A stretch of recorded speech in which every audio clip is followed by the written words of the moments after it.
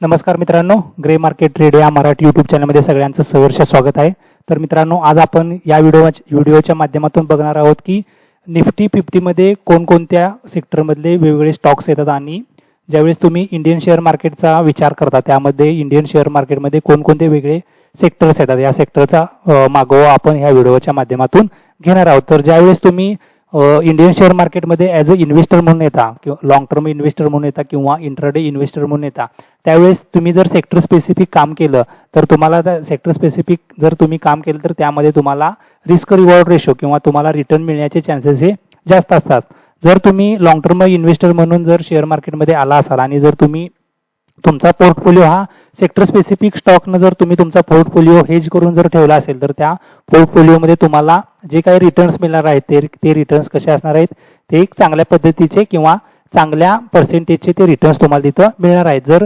कारण की जर तुम्ही एकाच सेक्टरमध्ये जर तुम्ही इन्व्हेस्टमेंट करत असता, for example Nifty metal sector असेल किंवा निफ्टी बँक सेक्टर असेल किंवा निफ्टी फायनान्स सेक्टर असेल, जर या सेक्टर स्पेसिफिक सेक्टरमध्ये जर तुम्ही एकाच सेक्टरमध्ये जर इन्व्हेस्टमेंट करत असाल तर ज्यावेळेस त्या सेक्टरमध्ये ज्यावेळेस करेक्शन येईल त्यावेळेस तुमच्या पोर्टफोलिओमध्ये जे काही तुमचे त्या एका सेक्टरमधले जे काही स्टॉक्स आहेत त्या स्टॉक्समध्ये पण करेक्शन येण्याचे चान्सेस तेवढेच असतात. त्यामुळं ज्यावेळेस तुम्ही लॉंग टर्म पोझिशनचा विचार करता किंवा ज्यावेळेस तुम्ही लॉंग टर्म पोर्टफोलिओचा विचार करता त्यावेळेस तुम्ही जे काही स्टॉक मार्केटमधले महत्त्वाचे सेक्टर्स आहेत आणि त्या महत्त्वाच्या सेक्टर्समधले जे काही हेवीवेट स्टॉक्स आहेत, जर त्या स्टॉक्सनुसार जर तुम्ही इन्व्हेस्टमेंट केली तर तुमचा तो पोर्टफोलिओ तुम्हाला एक चांगल्या पर्सेंटाईलचं रिटर्न तिथं देणार आहे. त्यामुळं ज्यावेळेस तुम्ही इंट्राडेसाठी येता किंवा लॉंग टर्म इन्व्हेस्टमेंटसाठी येतात त्यावेळेस तुम्ही इंडियन शेअर मार्केटमध्ये जे काही वेगवेगळे सेक्टर्स आहेत त्या वेगवेगळ्या सेक्टर्सवरती नजर ठेवणं गरजेचं असतं. कारण की ज्यावेळेस मार्केट हे अप ट्रेंडमध्ये जात असतं किंवा डाऊन ट्रेंडमध्ये जात असतं त्यावेळेस सगळ्याच सेक्टरमध्ये करेक्शन किंवा सगळ्या सेक्टरमध्ये तेजी आलेली नसते. त्यामुळं जसं मार्केट हे अप ट्रेंडला जात असतं किंवा डाऊन ट्रेंडला जात असतं तसे वेगवेगळे सेक्टर हे अप ट्रेंडला जात असतात किंवा डाऊन ट्रेंडला जात असतात. सगळे सेक्टर हे पर्टिक्युलर एका स्पेसिफिक वेनं तिथं ट्रेड करत नसतात. त्यामुळं जर तुम्ही सेक्टर स्पेसिफिक जर तुम्ही तुमचा पोर्टफोलिओ तयार केला असेल तर त्यावेळेस तुम्हाला तिथं लॉसेस होण्याचे चान्सेस कमी असतात. त्यामुळं ज्यावेळेस तुम्ही इन्व्हेस्टमेंटसाठी शेअर मार्केटमध्ये येतात त्यावेळेस तुम्हाला या गोष्टी लक्षात ठेवणं गरजेचं असतं. कारण की इंडियन शेअर मार्केटमध्ये ज्यावेळेस तुम्ही इन्व्हेस्टमेंट करता त्यावेळेस तुम्हाला निफ्टी 50 हा एक ऑप्शन असतो आणि त्यामध्ये इंडियातले म्हणजे भारतीय शेअर बाजारमधले ज्या काही टॉप 50 कंपन्या आहेत त्या 50 कंपन्यामध्ये तुम्ही इन्व्हेस्टमेंट लॉंग टर्मसाठी करू शकता किंवा दुसऱ्या काही सेक्टर स्पेसिफिक कंपन्या आहेत त्यामध्ये सुद्धा सेक्टर स्पेसिफिक स्टॉक्स आहेत त्यामध्ये तुम्ही इन्व्हेस्टमेंट करू शकता. कारण की ज्यावेळेस निफ्टीमध्ये किंवा बँक निफ्टीमध्ये तेजी किंवा मंदी येत असते त्यावेळेस सेक्टर स्पेसिफिक गोष्टी ह्या मॅनेज केलेल्या असतात. त्यामुळं जर तुम्ही सेक्टरवर लक्ष ठेवून असाल तर तुम्हाला तिथं चांगला रिस्क रिवॉर्ड रेशो मिळू शकतो. तर मित्रांनो, ज्यावेळेस तुम्ही इंडियन शेअर मार्केटमध्ये येता त्यावेळेस तुम्हाला निफ्टी 50 आणि बँक निफ्टी हे दोन मेन इंडायसेस बघायला मिळतील. तर ज्यावेळेस तुम्ही निफ्टी 50चा विचार करता तर निफ्टी 50 काय आहे की एक निर्देशांक आहे ज्याच्यावरती आपलं इंडियन इकॉनॉमी जी आहे ती इंडिकेट ह्या निफ्टी 50 वरती केली जाते. जर निफ्टी 50 मध्ये जर आर्थिक तेजी असेल तर तुमची आर्थिक व्यवस्था ही एक सदृढ आर्थिक व्यवस्था आहे किंवा भक्कम आर्थिक व्यवस्था आहे असं कन्सिडर केलं जातं. आणि ज्यावेळेस तुमच्या निफ्टी 50 मध्ये किंवा तुमच्या स्टॉक इंडेक्समध्ये ज्यावेळेस मंदी येत असते त्यावेळेस तुमची आर्थिक परिस्थिती ही एक विचार करण्यासारखी असते किंवा नाजूक झालेली असतं, त्याचं इंडिकेशन असतं. मित्रांनो, ज्यावेळेस तुम्ही शेअर मार्केटमध्ये येता त्यावेळेस शेअर मार्केट हे पूर्णपणे चढ उतारांचं मार्केट आहे. त्यामुळं ज्यावेळेस तुम्ही शेअर मार्केटमध्ये इन्व्हेस्टमेंट करता त्यावेळेस तुम्ही तुमच्या फायनान्शियल ॲडवायझर सोबत चर्चा करूनच शेअर मार्केटमध्ये इन्व्हेस्टमेंट केली पाहिजे. तर ज्यावेळेस तुम्ही निफ्टी 50चा विचार करता त्यावेळेस निफ्टी 50 मध्ये भारतीय अर्थव्यवस्थेमधल्या ज्या काही 50 महत्त्वाच्या कंपन्या आहेत त्या 50 महत्त्वाच्या कंपन्यांचा समावेश हा निफ्टी 50 मध्ये केलेला असतो. जसं की आणि त्या कंपन्या ह्या एका सेक्टरच्या नसतात, त्यामध्ये वेगवेगळे सेक्टर्स असतात. जसं की ऑटोमोबाईल सेक्टर आहे, फार्मा सेक्टर आहे किंवा IT सेक्टर आहे, फायनान्स सेक्टर आहे. या सगळ्या सेक्टरच्या ज्या काही टॉप लिडिंग कंपन्या आहेत, टॉप परफॉर्मिंग कंपन्या आहेत किंवा हेवीवेट स्टॉक्स जे काही या सेक्टरमध्ये प्रेझेंट आहेत त्या हेवीवेट स्टॉक्सचं जे काही समावेश असतो तो निफ्टी 50 मध्ये केलेला असतो. तर निफ्टी 50 मधले हे जे काही स्टॉक्स असतात ते निफ्टी 50 मधले स्टॉक्स वेळोवेळी बदलत असतात किंवा जे काही टॉप परफॉर्मिंग स्टॉक्स आहेत जसे तसे राहतात आणि जे काही सेबीच्या रूल्समध्ये जे काही स्टॉक्स बसत नाही त्यांना वगळण्यात येतं आणि त्या ठिकाणी दुसरे स्टॉक्स तिथं इन्क्लूड केले जातात. त्यामुळं निफ्टी 50 मधले स्टॉक्स हे कायमस्वरूपी एकच नसतात, ते कायमस्वरूपी वेगवेगळ्या टाइम इंटरव्हलला बदलत असतात. ज्यावेळेस तुम्ही निफ्टी 50 मध्ये येता त्यावेळेस निफ्टी 50 मध्ये वेगवेगळे सेक्टर्स इन्क्लूड केलेले आहेत. जसं की तुमचं फायनान्शियल सेक्टर आहे, इन्फॉर्मेशन टेक्नॉलॉजी सेक्टर आहे, ऑइल अँड गॅस सेक्टर आहे किंवा FMCG सेक्टर आहे, हेल्थ केअर सेक्टर आहे, मेटल सेक्टर आहे, कन्झ्युमर ड्युरेबल सेक्टर आहे, कन्स्ट्रक्शन सेक्टर आहे, केमिकल सेक्टर आहे. For example DLF he company UPL he company Nifty 50 मध्ये इन्क्लूड केली आहे. ती कशा अंडर येते? केमिकल कंपनीच्या अंडर येते किंवा ती ॲग्रो केमिकल्स जे काय आहे ते प्रोडक्शन कंपनी म्हणून तुम्ही UPLचा इथं समावेश करू शकता. तर ज्यावेळेस तुम्ही निफ्टी 50 मध्ये इन्व्हेस्टमेंटचा विचार करता त्यावेळेस जर तुम्ही सेक्टर स्पेसिफिक गोष्टी बघितल्या, जर आता फॉर एक्झाम्पल सद्यस्थितीला तुम्ही बघितलं तर फायनान्शियल सेक्टर हा खूप स्ट्रॉंग सेक्टर निफ्टी 50 मध्ये मानला जातो as compared to other sector, म्हणजे IT सेक्टर असेल किंवा हेल्थ केअर सेक्टर असेल. तर सद्यस्थितीला फायनान्शियल सेक्टरमध्ये भरपूर प्रमाणात तेजी आलेली आहे आणि जे काही IT सेक्टर आहे किंवा जे काही फार्मास्युटिकल सेक्टर आहे त्यामध्ये बऱ्यापैकी आपल्याला करेक्शन इथं बघायला मिळत आहे. त्यामुळे अशा वेळेस आपण जर सेक्टर स्पेसिफिक गोष्टी किंवा सेक्टर स्पेसिफिक स्टॉकवरती जर लक्ष ठेवून असेल तर तुम्ही इथं तुमचा पोर्टफोलिओ चांगल्या पद्धतीनं मॅनेज करू शकता. तर नेक्स्ट आहे निफ्टी 50 मधले जे काही टॉप स्टॉक्स आहेत त्या टॉप स्टॉक्सचं आपण इथं आता बघूया कोणकोणते स्टॉक हे निफ्टी 50 मध्ये जास्त कॉन्ट्रीब्यूट करतात. त्यामध्ये आहे तो रिलायन्स इंडस्ट्री आहे. तर रिलायन्स इंडस्ट्री हा निफ्टी 50 खूप हेवीवेट स्टॉक आहे. त्याचं वेटेज आहे ते 11 ते 15% दरम्यान. ज्यावेळेस तुम्ही निफ्टी 50 मध्ये ॲज अ ऑप्शन ट्रेडर म्हणून एंट्री करता किंवा as a intraday option trader म्हणून ज्यावेळेस येता त्यावेळेस तुम्हाला निफ्टी 50 जे हेवीवेट स्टॉक्स आहेत जसं रिलायन्स असेल किंवा HDFC ट्विन्स असेल, ICICI बँक असेल, इन्फोसिस असेल किंवा HDFC असेल, कोटक महिंद्रा असेल, लार्सन अँड टर्बो असेल, ॲक्सिस बँक असेल, या सगळ्या गोष्टींवरती लक्ष ठेवणं गरजेचं असतं. कारण की हे जर सगळे स्टॉक एका बाजून असतील, म्हणजे फॉर एक्झाम्पल हे सगळे स्टॉक तेजीमध्ये असतील तर त्यावेळेस तुम्हाला बँक निफ्टीमध्ये एक बाईंग मोमेंटम आपल्याला तिथं बघायला मिळते. किंवा जर हे सगळे स्टॉक एका दिशेनं करेक्शनमध्ये असतील त्यावेळेस तुम्हाला तिथं निफ्टीमध्ये तुम्हाला एक चांगली गिरावट बघायला मिळते. त्यामुळं ज्यावेळेस तुम्ही ॲज अ ऑप्शन ट्रेडर म्हणून ज्यावेळेस तुम्ही शेअर मार्केटमध्ये येतात त्यावेळेस तुम्हाला निफ्टी 50 जे काही हेवीवेट स्टॉक्स आहेत ह्या स्टॉक्सवरती पण तुम्हाला नजर ठेवणं गरजेचं असतं. त्यामध्ये आहे की रिलायन्स इंडस्ट्री आहे किंवा कोटक महिंद्रा बँक आहे, ॲक्सिस बँक आहे, या सगळ्या जर हेवीवेट स्टॉकवरती जर तुम्ही नजर ठेवून असाल तर त्यावेळेस चांगल्या पद्धतीनं इंट्राडे ट्रेडिंग किंवा ऑप्शन ट्रेडिंग तुम्ही करू शकता. तर आता आपण बघूया की एक ब्रीफ इंट्रोडक्शन किंवा ब्रीफ माहिती आपण वेगवेगळ्या सेक्टरची आता आपण इथून पुढे बघूया. तर यामध्ये पहिला सेक्टर आहे तो फायनान्शियल सर्व्हिस सेक्टर. तर फायनान्शियल सर्व्हिस सेक्टर जसं की आपण मागच्या स्लाइडमध्ये बघितलं की फायनान्शियल सर्व्हिस सेक्टर हा 37% कॉन्ट्रीब्यूट हा निफ्टी 50 मध्ये करतो. म्हणजे जर निफ्टी 50 मध्ये मोमेंटम यायचे असेल तर जर फायनान्शियल सर्व्हिस सेक्टरमधले स्टॉक्स हे जर जास्त बाईंग मोमेंटमला असतील किंवा सेलिंग मोमेंटमला असतील तर त्यानुसार तुमचा निफ्टी 50 हा वर्क करणार आहे. जर फायनान्शियल सेक्टरमध्ये जर चांगलं बाईंग होत असेल तर तुमचा निफ्टी 50चा इंडेक्स जो आहे तो की ऑटोमॅटिकली अप ट्रेंडमध्ये जाणार आहे किंवा तुमचा तिथं बाईंग मोमेंटम तुम्हाला बघायला मिळणार आहे. जसं जर फायनान्शियल सेक्टरमध्ये जर करेक्शन होत असेल तर तुम्हाला तिथं निफ्टी 50 मध्ये पण तुम्हाला एक करेक्शन होताना दिसेल. तर ज्यावेळेस तुम्ही फायनान्शियल सेक्टरचा विचार करता त्यावेळेस फायनान्शियल सेक्टरमध्ये अंदाजे एक 20 हेवीवेट स्टॉक्स किंवा 20 महत्त्वाचे स्टॉक्स तिथे इन्क्लूड केलेले आहेत जे की इंडियन फायनान्शियल मार्केटमध्ये असणाऱ्या बँक्स आहेत, फायनान्शियल इन्स्टिट्यूशन आहेत, हाऊसिंग फायनान्स आहेत, इन्शुरन्स कंपनी आहेत किंवा अदर फायनान्शियल सर्व्हिसेस प्रोव्हाइड करणाऱ्या कंपन्या आहेत.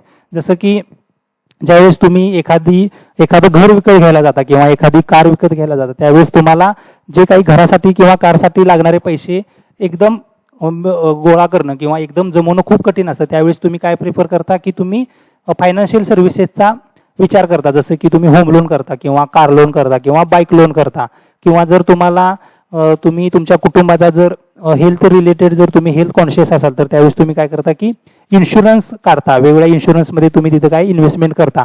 तर ह्या डायरेक्टली काय करतात की तुमच्या जर तुम्ही ह्यामध्ये इन्व्हेस्टमेंट केली, जर तुम्ही त्या कंपनीच्या मध्ये लोन घेण्यासाठी गेला किंवा त्या कंपनीमध्ये जर तुम्ही ऍक्टिव्हली पार्टिसिपेट केलं, तर ह्या ऑटोमॅटिकली तुमच्या इंडियन इकॉनॉमीमध्ये काय करतात की ऍक्टिव्हली पार्टिसिपेट करतात.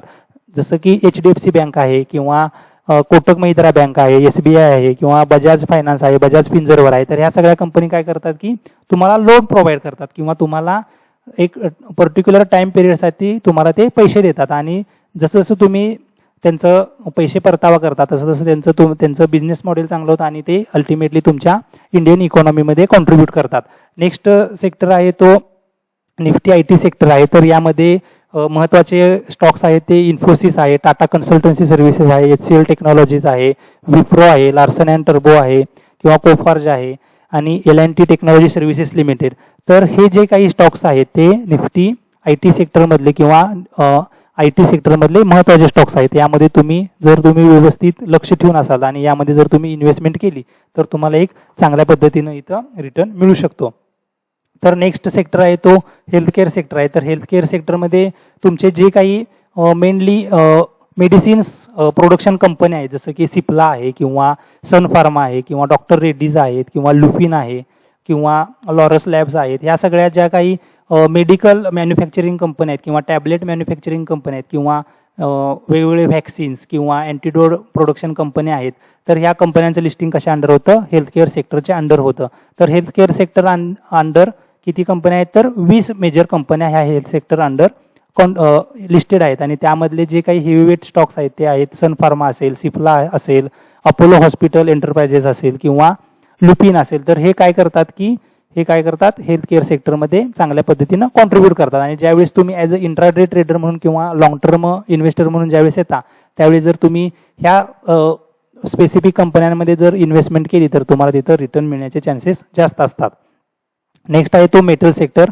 तर मेटल सेक्टरमध्ये 15 कंपन्या लिस्टेड आहेत. तर त्यामध्ये हेवीवेट स्टॉक्स आहेत ते टाटा स्टील असेल, JSW स्टील असेल, हिंदाल्को असेल किंवा सेल असेल, स्टील ऑथॉरिटी ऑफ इंडिया. तर हे सगळे काय आहेत की निफ्टी 50 मध्ये कॉन्ट्रीब्यूट करणारे जे स्टॉक्स आहेत. त्यामुळं ज्यावेळेस तुम्ही मेटल सेक्टरचा विचार करता किंवा मेटल सेक्टरमध्ये इन्व्हेस्टमेंट करायचा विचार करता त्यावेळेस तुम्ही टाटा स्टील, JSW स्टील या सगळ्या जे काही हेवीवेट स्टॉक आहे ह्या हेवीवेट स्टॉकवरती वॉच ठेवणं गरजेचं आहे.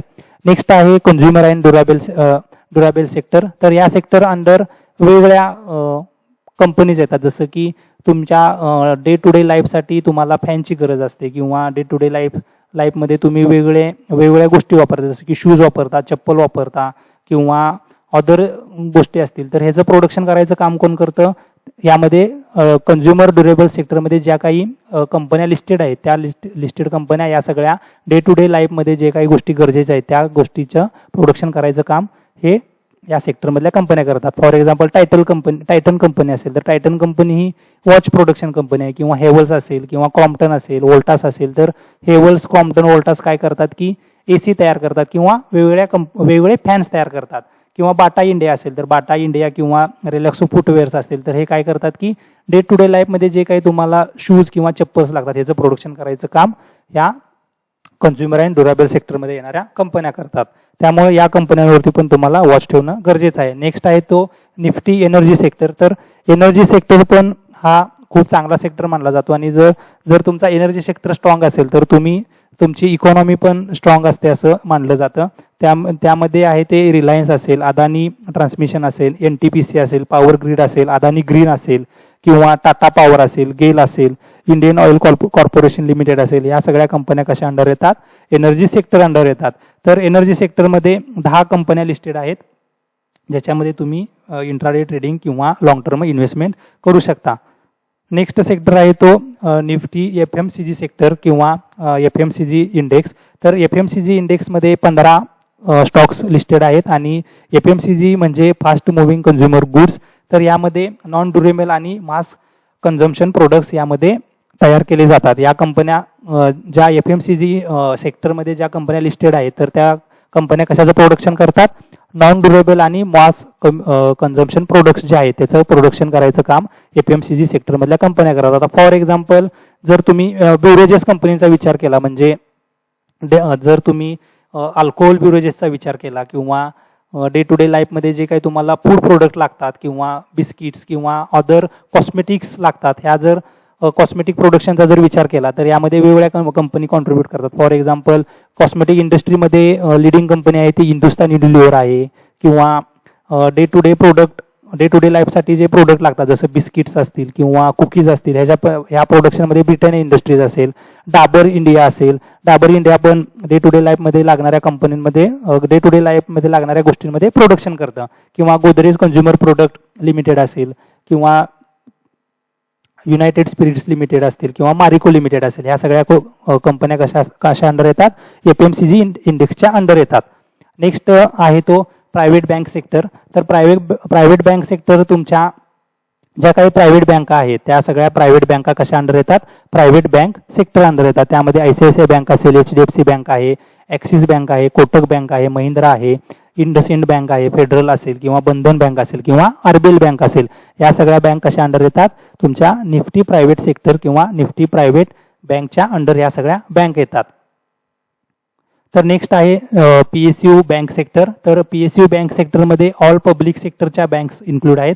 त्यामध्ये असेल ते state bank of India, bank of Baroda, Canara bank, Indian bank किंवा बँक ऑफ महाराष्ट्र असेल, बँक ऑफ इंडिया असेल. ह्या सगळ्या बँक कशा अंडर येतात, PSU बँक सेक्टरच्या अंडर येतात.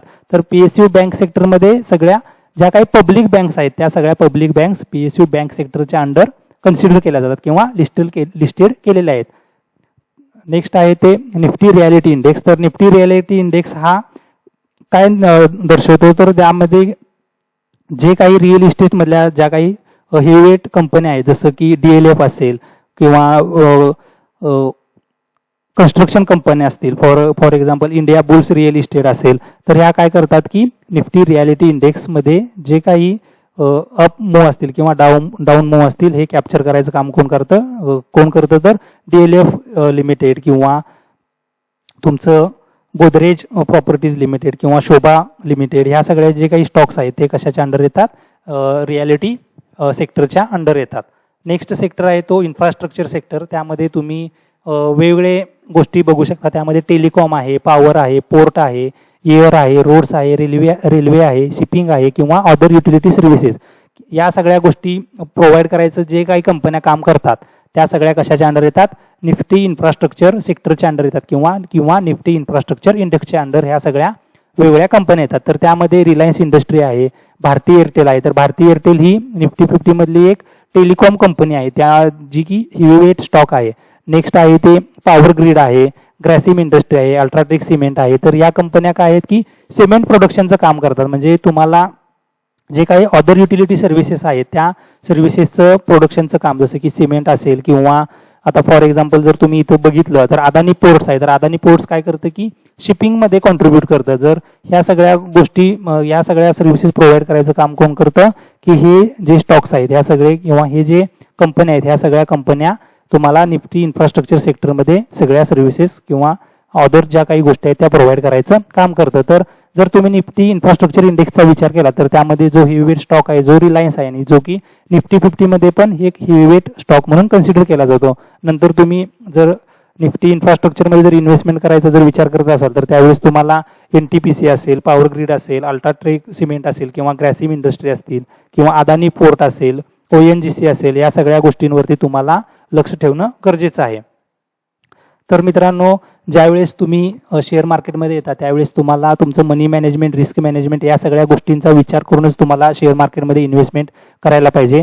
आणि मी जो हा काही व्हिडिओ बनवला आहे तर या व्हिडिओमध्ये मी जे काही सांगितलं आहे त्यामध्ये मी तुम्हाला डायरेक्ट बाय किंवा सेल असं सांगत नाही. जर तुम्हाला शेअर मार्केटमध्ये जर काय बाय किंवा सेल करायचं असेल किंवा जर इन्व्हेस्टमेंट करायचं असेल तर तुम्ही तुमच्या जो काही तुमचा फायनान्शियल ॲडवायझर आहे त्याच्याशी चर्चा करून तुम्ही शेअर मार्केटमध्ये इन्व्हेस्टमेंट करू शकता. तर मित्रांनो, हा व्हिडिओ जर तुम्हाला आवडला असेल तर या व्हिडिओला लाईक करा, चॅनेलला सबस्क्राईब करा आणि शेअर करा. धन्यवाद.